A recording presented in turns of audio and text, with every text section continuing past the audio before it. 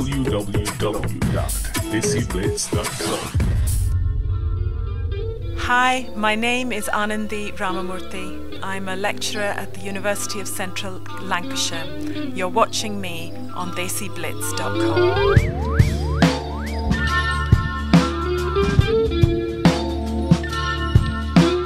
Hi Anandi, can you tell us a little bit about your background? What led you to publishing a book?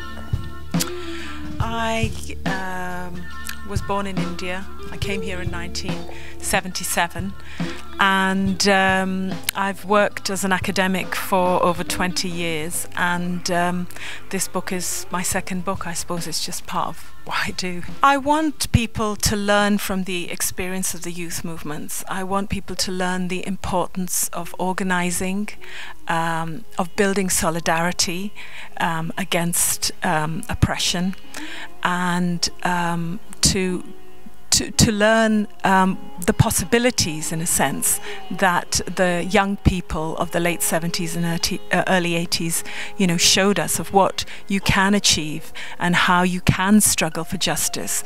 Sometimes today I think people feel disillusioned and think that they have no power, but actually one of the things that the youth show us is that when you stand together, you stand tall and you can achieve an awful lot. Can you tell us a little bit about the 1970s? How difficult was it for Asians living in the UK? What were their experiences, the stigmas that they faced, and how did this lead to the formation of Asian youth movements?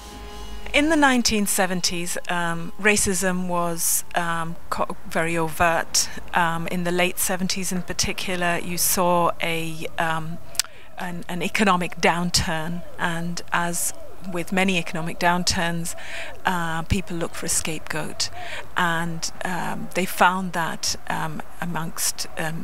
by targeting minorities, blaming minorities for the lack of jobs and for problems in British society. And so black people, in a sense, experienced racism in the workplace.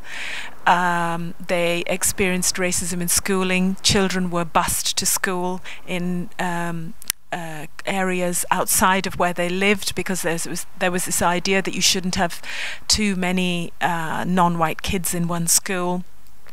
There was also racism on the streets, and there was a phenomena called Paki bashing, in fact, and so there was a lot of racist violence.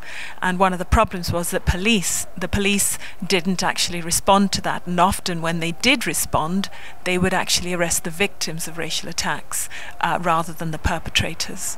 So for all of these different reasons, young Asians in different localities came together and organised to defend themselves and their communities. In 1976, there was the fascists, the NF, the National Front as they were called, decided to march through Manningham, which was, it still is a predominantly South Asian area of Bradford, and it was then.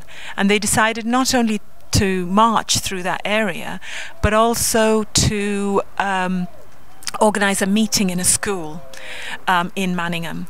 And young people felt very strongly about this. They didn't want the National Front, who were blaming them for, for the problems of British society in their area. So they not only marched with the trade unions and with the Trades Council against the fascists, but they also defended their area. And in fact, there was a kind of, for want of a better expression, a sort of a riot that took place in Manningham when the youth decided to defend the streets of Manningham and to keep the National Front out. Also later in Southall, there was a young lad called Gurdeep Singh Chagga who was stabbed on the streets of Southall and died. That was a real catalyst for young people in Southall, who then organised and demanded action, and they then set up the Southall Youth Movement. At this point in Bradford, although they had defended the streets, there was no specific organisation in Bradford. But the youth of Southall inspired Asian youth in other areas, including Bradford. And following that period, Bradford began to organise as well. And so in different towns and cities responding to events that took place, you had youth movements being organised in Bolton, in Manchester, Sheffield, Birmingham, Luton, and of course in the East End of London, where Bengali youth organised again after young Bengalis were murdered on the streets of Brick Lane. Were the experiences of women different to those of men? Well, when you talk about street racism, that did impact much more on men than it did on women. But there were also other issues such as the immigration laws that impacted, of course, on whole communities.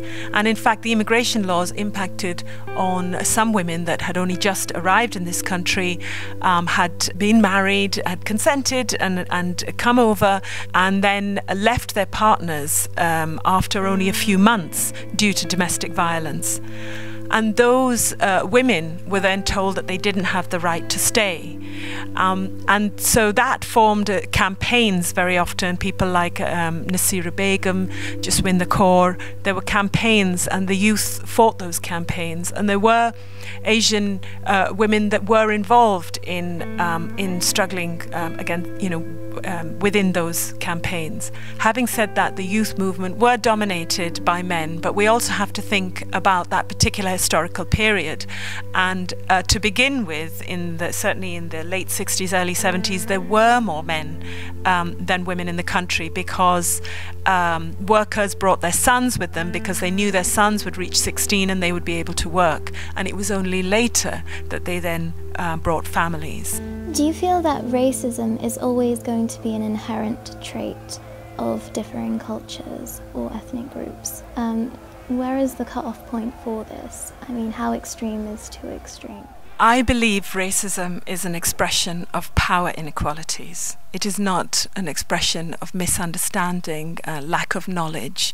When we think that the extreme racist Enoch Powell could speak fluent Urdu, it's very clear that racism doesn't come from a lack of knowledge. Racism has been implicated in the colonization of lands in Africa and in South Asia and elsewhere. It led to the perpetration of the transatlantic slave trade and the carting of millions of Africans across the seas in order to exploit their labor. This wasn't a result of prejudice, but a desire to exploit people and nations economically. What are your thoughts on illegal immigration? I mean, a lot of steps are being taken by the government to stop this.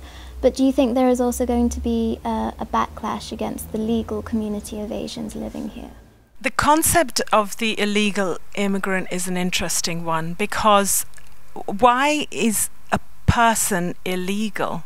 Or certainly, usually when we talk about criminality, we talk about the act that somebody perpetrates. You carry out an act, you physically hurt somebody, or you steal something. Well, migrants travel in order to work, to feed their families. And so I find the concept of the illegal immigrant something that actually perhaps we need to challenge. Following all your research and experience and knowledge in all this area, do you have any advice for young British Asians who might be going through a similar kind of experience? The key thing is to organise. I think that is the ultimate thing. One is to organise.